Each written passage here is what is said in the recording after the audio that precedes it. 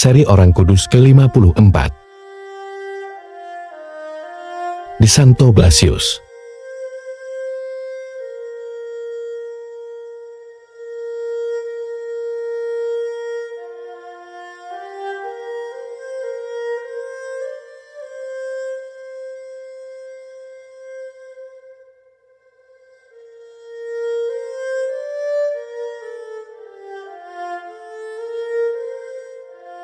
Saya, Blasius. Saya adalah seorang dokter, pertapa, uskup, dan martir pada abad keempat.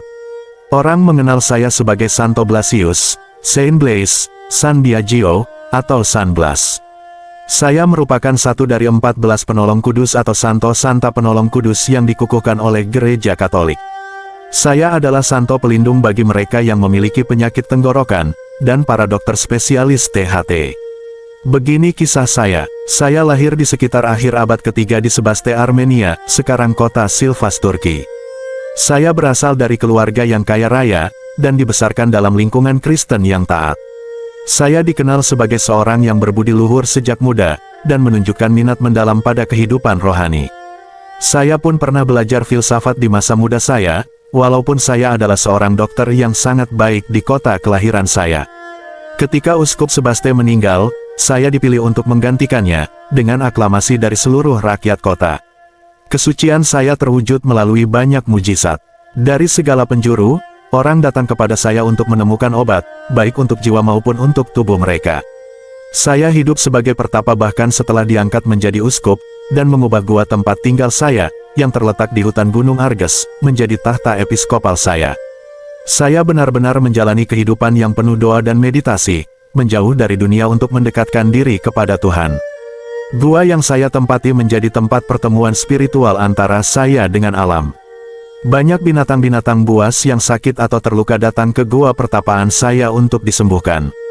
Dengan kuasa doa, saya mampu menyembuhkan luka-luka dan penyakit yang diderita oleh binatang-binatang buas ini.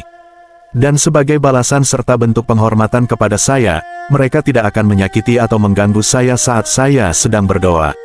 Pada tahun 313, Kaisar Romawi yang berkuasa bersama, yaitu Konstantinus I dan Licinius, bersama-sama mengeluarkan dekrit Milan yang menetapkan toleransi beragama di seluruh Kekaisaran Romawi. Akan tetapi, pada tahun 316, Agricola, gubernur Kapadokia dan dataran rendah Armenia, yang bertindak atas perintah Licinius, mulai menangkap dan membunuh orang-orang Kristen. Saya adalah target utama mereka dan mereka mencari saya sampai ke gua pertapaan saya. Ketika tentara Romawi datang untuk menangkap saya, karena saya dianggap sebagai seorang pemimpin Kristen yang menolak menyembah dewa-dewa Romawi, maka binatang-binatang buas berusaha melindungi saya. Mereka berdiri di antara saya dan para prajurit, di muka gua, mencoba mencegah penangkapan tersebut. Meskipun demikian, saya akhirnya menyerahkan diri dengan damai, menunjukkan keberanian, dan penyerahan diri kepada kehendak Tuhan. Kemudian para prajurit membawa saya untuk dijebloskan ke dalam penjara dan dihukum penggal. Dalam perjalanan, umat berkumpul di sepanjang jalan untuk melihat saya, yang merupakan uskup mereka untuk terakhir kalinya. Saya memberkati mereka semuanya, bahkan juga orang-orang kafir. Sejurus kemudian, saya bertemu dengan seorang wanita tua dan miskin yang babinya ditangkap oleh seekor serigala, dan memohon pertolongan saya. Atas perintah saya, serigala mengembalikan babi itu ke pemiliknya, hidup dan tanpa luka, yang membuat banyak orang terheran-heran. Ketika saya sampai di ibu kota, saya dihadapkan dengan Agricola, gubernur Kapadokia yang kafir. Saya diminta untuk meninggalkan iman Kristen dengan menyembah berhala-berhala Romawi, tetapi saya dengan tegas menolak usulan tersebut.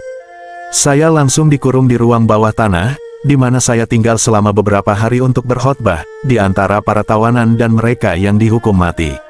Dan wanita tua yang babinya saya selamatkan datang menemui saya di penjara untuk mengungkapkan rasa terima kasihnya.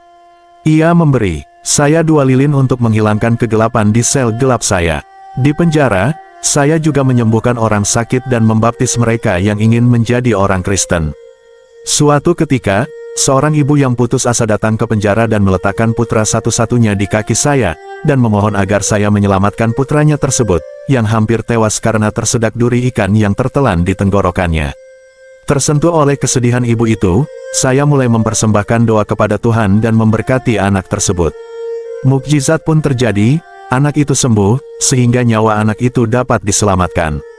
Karena hal ini, saya seringkali dipanggil untuk perlindungan terhadap luka dan penyakit tenggorokan. Meskipun terjadi mukjizat-mukjizat ini, gubernur bersikeras agar saya meninggalkan iman Kristen saya, yang sudah pasti saya tolak.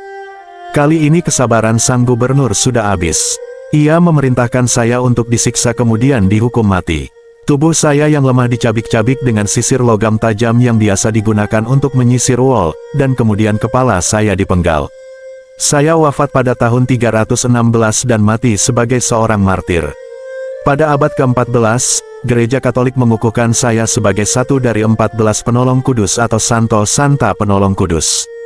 Sejak abad ke-16, upacara pemberkatan atas nama saya sudah sangat sering dilakukan. Pemberkatan ini dapat dilakukan oleh seorang imam, diakon, atau pelayan awam. Pemberkatan itu berbunyi, melalui perantaraan Santo Blasius, Tuhan membebaskanmu dari sakit tenggorokan dan segala kejahatan, dalam nama Bapa dan Putra dan Roh Kudus. Imam yang memberkati akan memegang 2 lilin bersilangan di depan wajah dan leher umat beriman saat pemberkatan. Kultus saya sebagai orang kudus terus berlanjut dalam tradisi Gereja Katolik Roma dan Gereja Ortodoks, yang dirayakan setiap tanggal 3 Februari setiap tahunnya. Santo Blasius, doakanlah kami.